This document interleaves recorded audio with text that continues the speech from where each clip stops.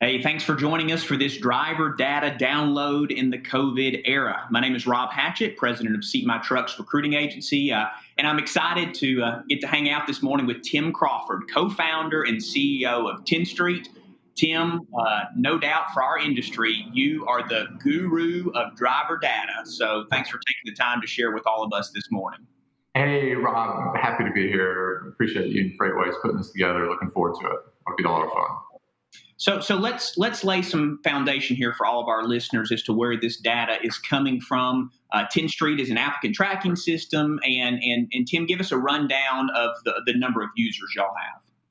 Yeah, we work with 2,200, 2,300 different fleets, from fleets of 10 trucks all the way up to 20,000. So all kind of cover the waterfront, that side.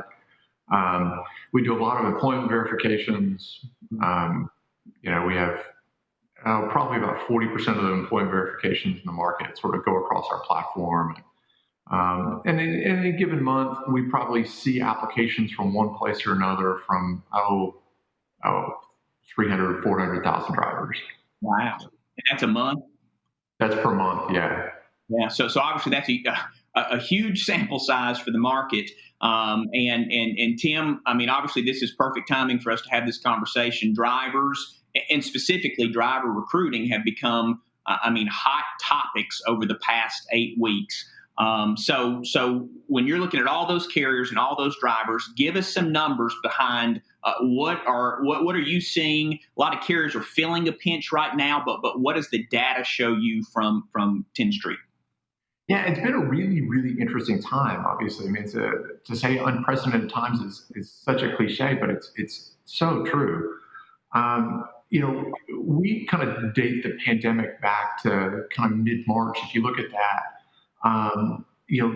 what we've seen in the driver market is the number of drivers in the market.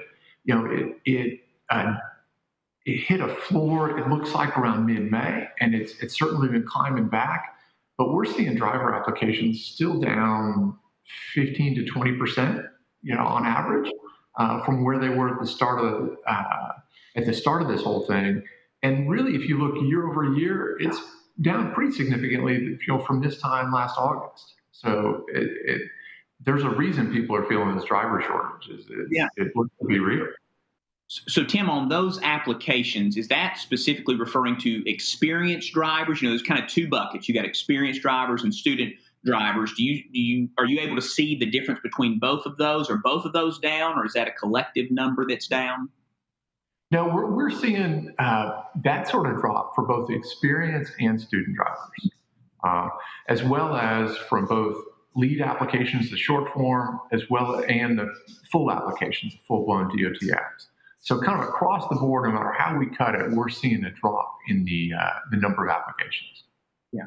And just for viewers, so when you say leads, that's like a short form. So they haven't signed their releases. They probably haven't given the whole work history. That's just a lead. And then when you say full application, that means they've given you everything. They've signed the releases. Is that a correct definition of those? That's exactly the right way we look at it. Yeah.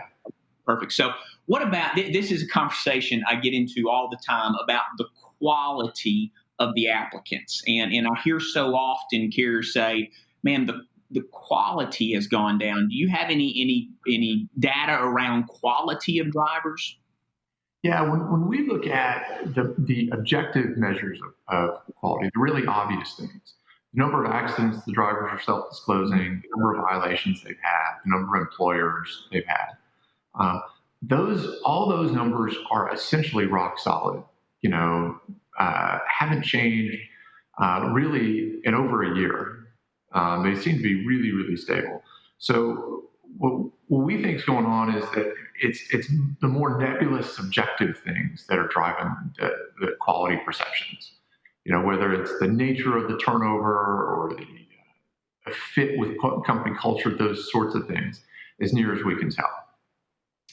Yeah, and one of those subjective items that I'm watching is unemployment. A lot of carriers say no more than X amount of months of unemployment in the past 12 months or 24 months. And so obviously now in this current era, you got to think those months will go up. And so that impacts quality for a lot of carriers. Now, what about processing drivers? So to qualify drivers, back to the quality, we've got to run MVRs, PSPs, DACs. I know a lot of carriers do that through y'all. I mean, applications are down 15%, you said. I mean, is processing down as well? That's the really interesting thing is processing clearly dipped during April and May.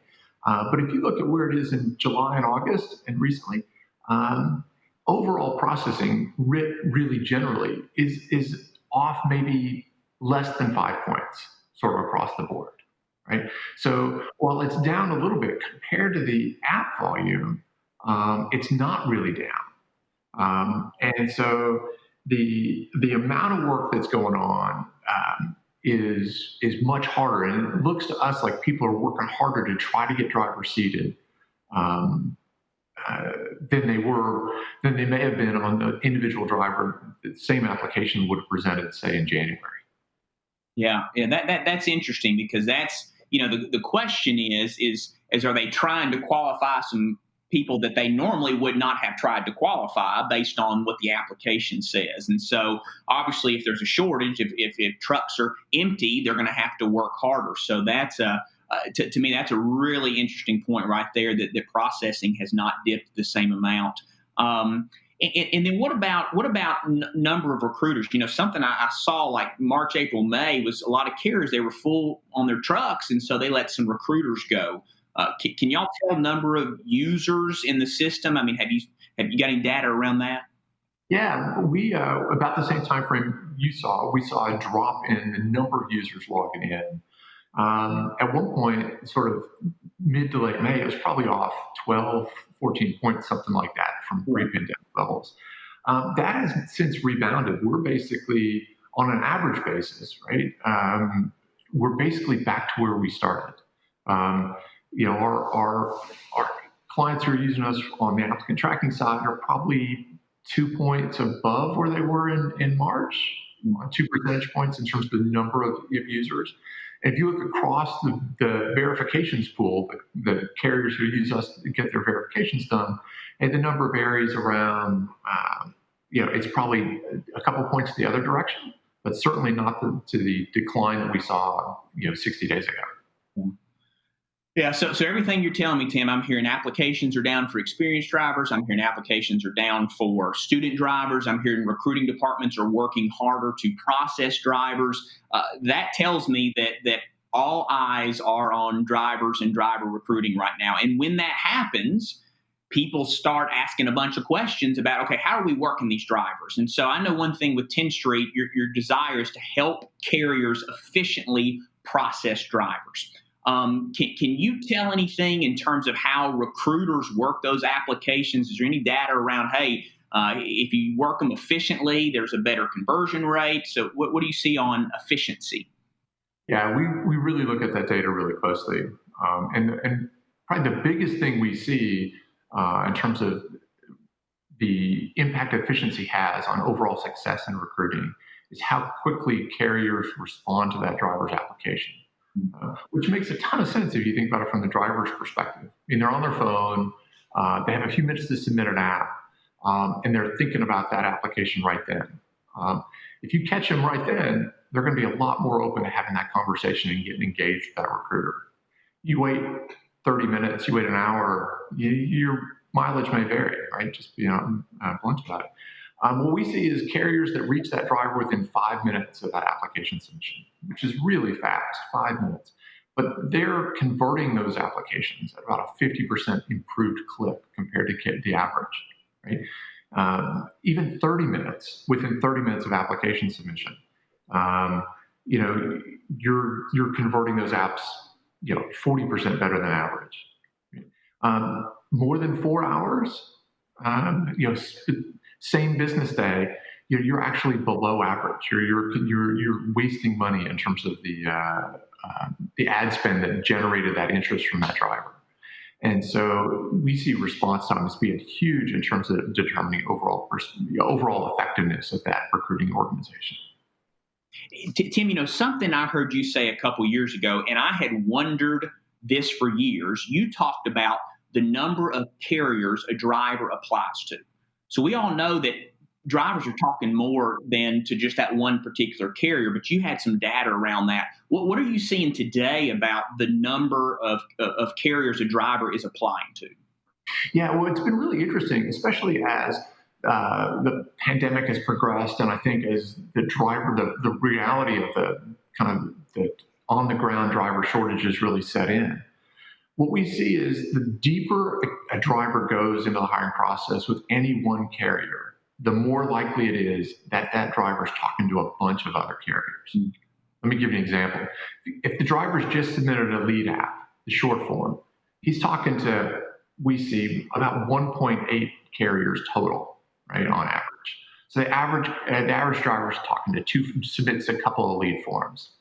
If he does a full app anywhere, right, a full-blown DOT app anywhere, he's probably talking to between 4.5 and 5 carriers. And if he gets hired anywhere, he goes all the way through and he gets hired, that number goes up from 4.5 to 5 to between 5.5 and 6. Meaning the deeper that driver gets in the process, the more carriers he's talking to, the more the carrier competition there is. From the driver's perspective, it makes total sense, right? If you're thinking about changing jobs, make sure you're getting the best offer. Like, do your due diligence.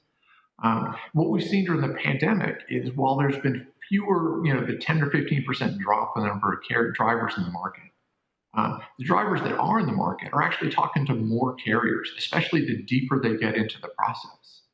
And so not only is there an increased increased shortage in the number of drivers in the market, the level of competition for those drivers is also up, right?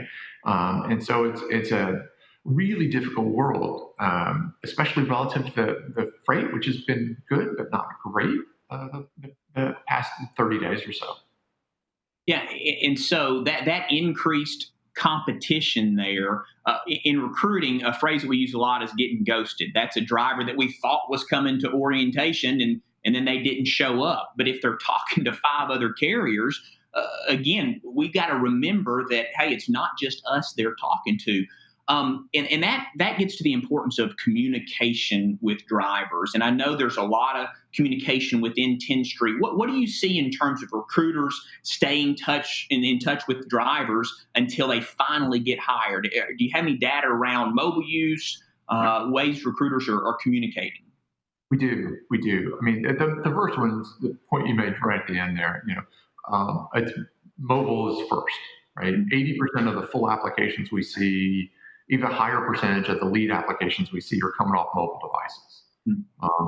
And if you think about that, if I send you a text message, I'm going to expect you to respond faster than if I send you an email. So mobile brings with it the expectation of a faster response time. And so that's, again, back to the speed point. Carriers have to be quick. The ability to engage drivers via mobile is so critical.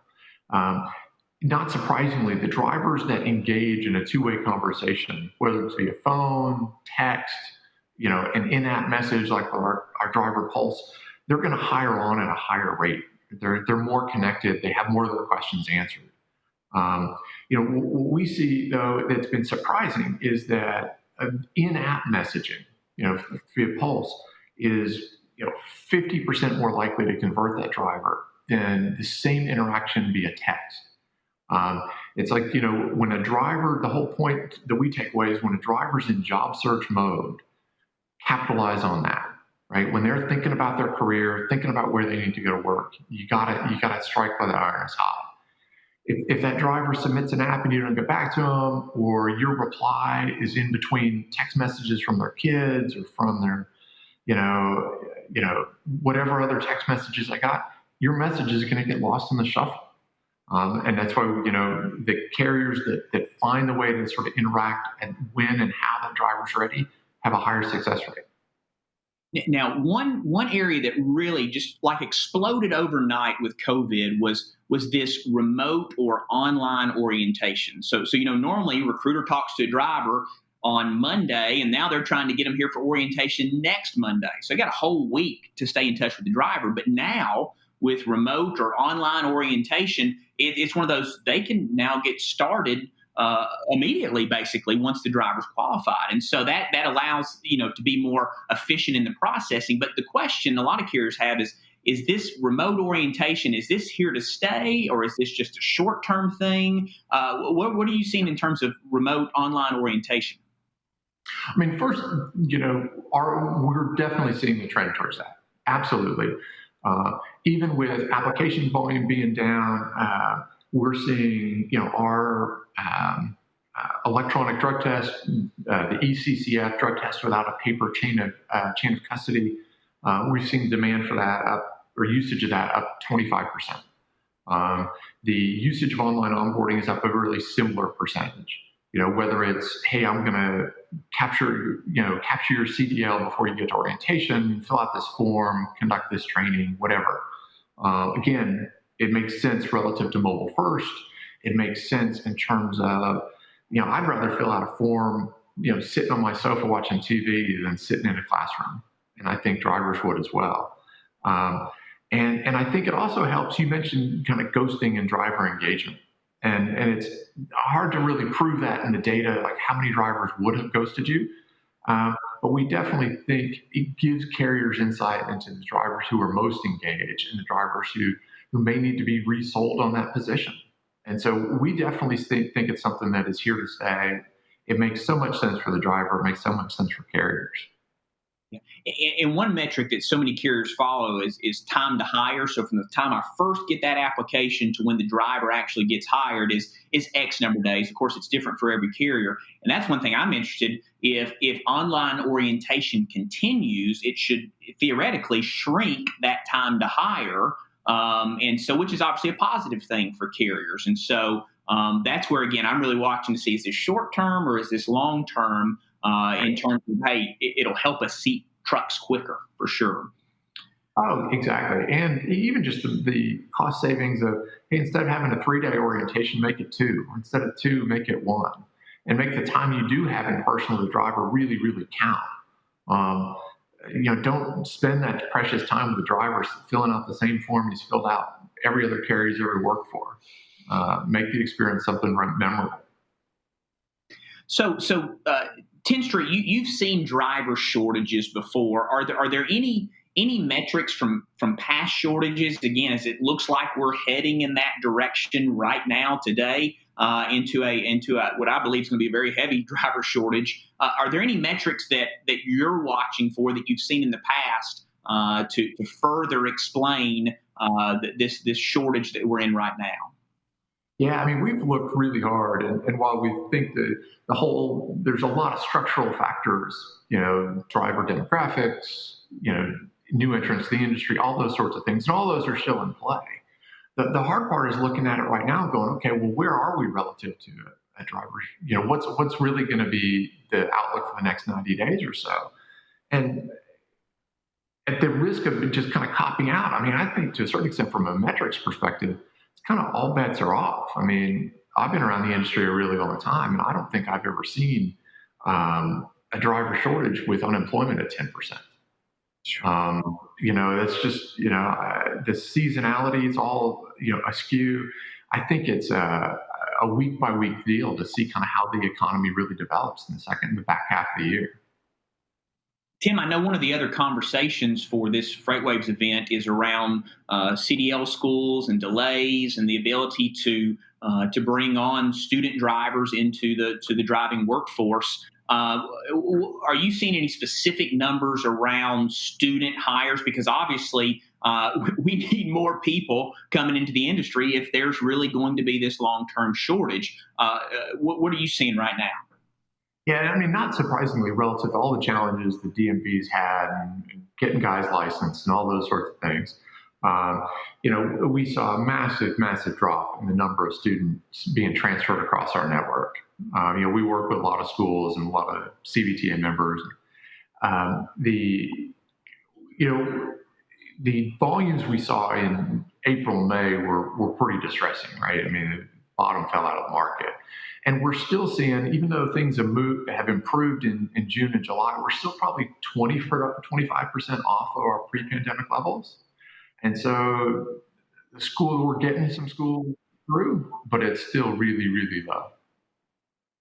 Yeah, and it's there's such a trickle down effect. So many people think that only impacts carriers that hire students. But the trickle down effect of no, this is the pipeline for months and for years to come. Is I watch this, I'm going, we've got to get these schools back up to speed 100% as quickly as possible. And so I certainly hope those numbers get back to pre-pandemic levels for sure. So Tim, thanks, man. This has been great. I mean, so many carriers are watching drivers and driver recruiting right now. And I know you are. For me, you've always been the source of driver data for years, and so thank you for sharing with all of us today. I can't wait to see in 3 months and in 6 months where are these same metrics because. As you said, this is historic times, and so it's going to be interesting to see where the market is. So, thank you for your time and for sharing with us today. Hey, my pleasure, Rob. Thanks for having me on. Really, really enjoyed it. It's been a lot of fun.